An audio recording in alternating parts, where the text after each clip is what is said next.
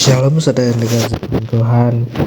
Renungan hari ini saya ambil dari kitab Amsal, kitab yang seringkali dijuluki sebagai kitab kebijaksanaan karena kitab Amsal itu juga mayoritas ditulis oleh Raja Salomo, yaitu yang kita kenal adalah raja kebijaksanaan pada waktu di Israel, raja setelah Daud yang meminta kebijaksanaan.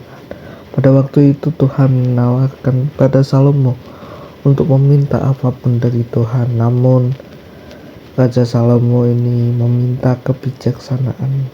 Nah, makanya daripada itu kitab Amsal ini memiliki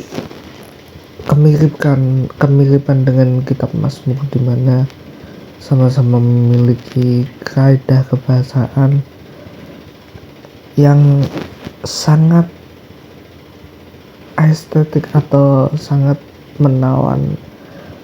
Bisa dikatakan memiliki banyak majas untuk menggambarkan bagaimana kebijaksanaan yang diberikan Tuhan kepada Salomo. Nah, sebelum itu saudara, sebelum saya masuk ke dalam renungan itu, marilah kita berdoa. Bapa di dalam kerajaan surga, terima kasih Tuhan Yesus atas hari ini. Tuhan, kami boleh melakukan setiap aktivitas kami Tuhan, baik yang bekerja, belajar, dan segala aktivitas kami Tuhan di luar sana. Tuhan, yalah apapun yang kami lakukan Tuhan dapat memuliakan nama-Mu Tuhan Yesus. Tuhan Yesus, ampuni dosa kami Bapa, agar kami dilayakkan, disucikan, dikuduskan untuk kembali terus berharap kepada Engkau Tuhan. Bapa, sebentar kami ingin mendengarkan sedikit dari firman-Mu. Berbicaralah Tuhan pada kami, urapi setiap pikiran kami, perkataan kami, tingkah laku kami, agar kami dapat mencerna setiap dari firman-Mu Tuhan. Berbicaralah Tuhan, pakailah kami menjadi saksi dan alat-Mu, pakailah kami menjadi pelaku firman-Mu. Ya, dalam nama Tuhan Yesus, haleluya, amin. Shalom saudara yang dikasihi Tuhan. Renungan hari ini saya ambil dari Amsal 18 pasal 18 ayat yang ke-10. Firman Tuhan berkata, nama Tuhan adalah menara yang kuat,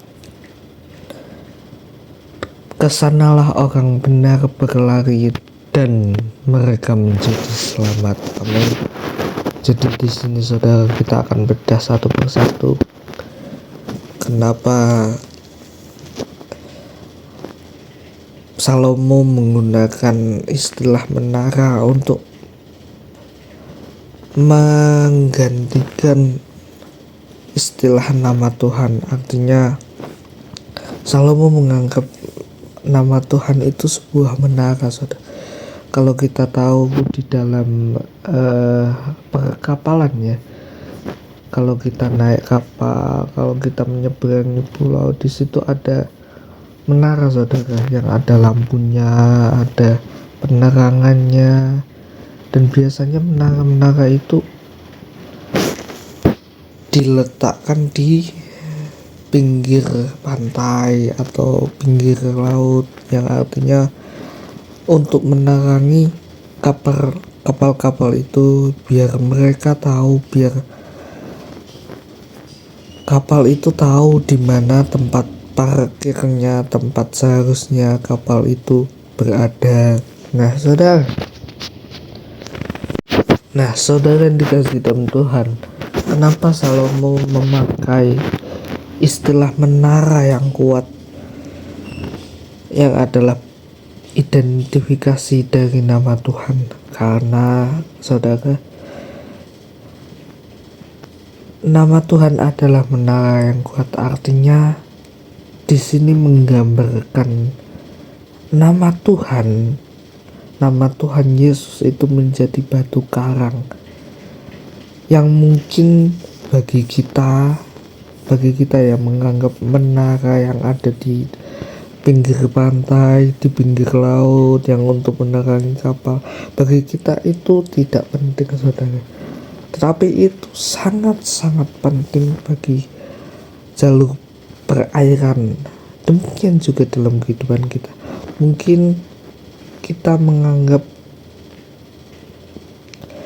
nama Tuhan Yesus itu kadang kita jarang menyebutnya, atau kita jarang memakai nama Yesus untuk melakukan setiap aktivitas kita.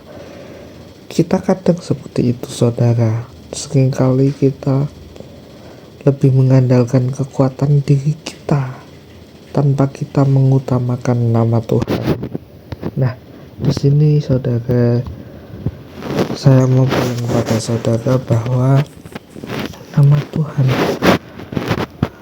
adalah menara yang kuat. Artinya batu penjuru, batu karang yang dibuang oleh tukang bangunan menjadi batu penjuru. Artinya yang dahulu Tuhan Yesus disalibkan sampai wafat di kayu salib, bangkit dari antara orang mati, naik ke surga. Yang dahulu Yesus itu dibuang, tetapi sekarang saudara, banyak gereja-gereja berkembang, saudara. Artinya apa? Yang dahulunya Tuhan Yesus itu disalib, tetapi karya penyaliban itulah yang mengubah menjadi sesuatu yang indah. Makanya di sini saudara dikatakan nama Tuhan adalah menara yang kuat. Kesanalah orang benar berlari. Artinya orang yang sudah bertobat, sudah lahir baru, sudah terima Yesus sebagai Sang Juru Selamat, mereka akan terus mengandalkan Tuhan Yesus, saudara. Artinya mereka sudah percaya, sudah meletakkan segala beban hidup mereka, pergumulan mereka kepada Tuhan Yesus, sehingga apapun yang terjadi, bagaimanapun kondisinya, mereka tetap mengasihi Tuhan. Dikatakan di dalam Yohanes 14 ayat 15, jika engkau mengasihi aku, engkau akan melakukan perintahku. Artinya apa, saudara? Jika kita mengasihi Tuhan, sudah otomatis kita mengutamakan Tuhan di atas segalanya. Artinya kita tetap percaya pada kehendak Tuhan, pada janji-janji Tuhan. Nah, apa hubungannya saudara dengan ayat ini? Dikatakan di sanalah orang benar berlari dan mereka menjadi selamat. Artinya saudara, walaupun di dalam badai, walaupun di dalam tekanan, masalah apapun yang menimpa orang percaya, yang menimpa orang beriman, selagi dia masih percaya sama Tuhan Yesus, selagi dia masih punya iman yang besar, selagi dia masih berharap sama Tuhan Yesus, dia tidak akan jatuh, saudara. Kenapa Petrus jatuh saat diombang-ambingkan? Pada waktu itu Petrus mengiyakan, Tuhan, kalau boleh aku jalan bersama-sama dengan engkau di atas air. Tuhan Yesus menjawab, kemarilah, datanglah kemari. Oke, Petrus turun dari kapal, dia jalan kepada Tuhan Yesus, dia jalan di atas air, saudara. Nah, pada awal jalan itu tampaknya langsung Petrus langsung bisa jalan, saudara. Tetapi saudara, waktu itu tiba-tiba ada badai, ada gelombang, ada tsunami yang menimpa Tuhan Yesus dan Petrus dan bahkan kapal murid-muridnya. Di situ Petrus terguncang, saudara, bukan karena hebat atau kecilnya badai itu, tetapi Petrus melihat kepada badai itu, bukan melihat kepada Yesus. Artinya apa, saudara? Kalau kita dalam masalah, kalau kita dalam tekanan, kalau kita dalam pergumulan sakit penyakit, jangan lihat masalahnya, jangan lihat penyakitnya, salibnya, jangan lihat kekurangan kelemahannya, tetapi kita lihatlah salib, kita lihat Tuhan Yesus. Apapun kekurangannya, apapun sakit penyakit, kalau kita memandang kepada Yesus, Dia yang akan selalu menolong kita, saudara. Petrus, walaupun dia sempat terjatuh, tetapi dia langsung melihat Yesus. Dia langsung berserah pada Yesus. Tuhan, Tuhan, tolong aku tenggelam. Nah, itu yang harus kita lakukan, saudara. Walaupun kita pada awalnya mungkin karena tekanan, mungkin karena banyak masalah, kita jadi stres, kita lagi down. Tapi ingat, saudara, pada akhirnya kita juga harus mengakhiri pertandingan kita, mengakhiri masalah kita dengan nama Tuhan Yesus. Artinya apapun masalahnya, selesaikan bersama Tuhan Yesus. Amin. Saudara yang dikasihi dalam Tuhan, untuk mengakhiri renungan hari ini, mari kita berdoa.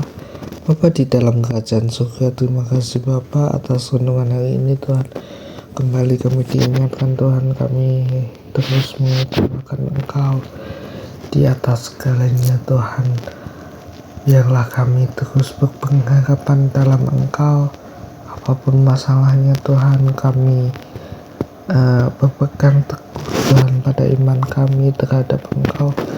Biarlah Engkau yang menjadi satu-satunya pengharapan kami, satu-satunya batu tujuan kami, batu penjuru kami, menara perlindungan, kota benteng Daud yang kami miliki Tuhan. Terima kasih Tuhan atas renungan hari ini. Pakailah kami Tuhan untuk melakukan setiap dari firman-Mu Tuhan dan mewartakannya bagi sesama kami, hanya dalam nama Tuhan Yesus. Haleluya. Amin.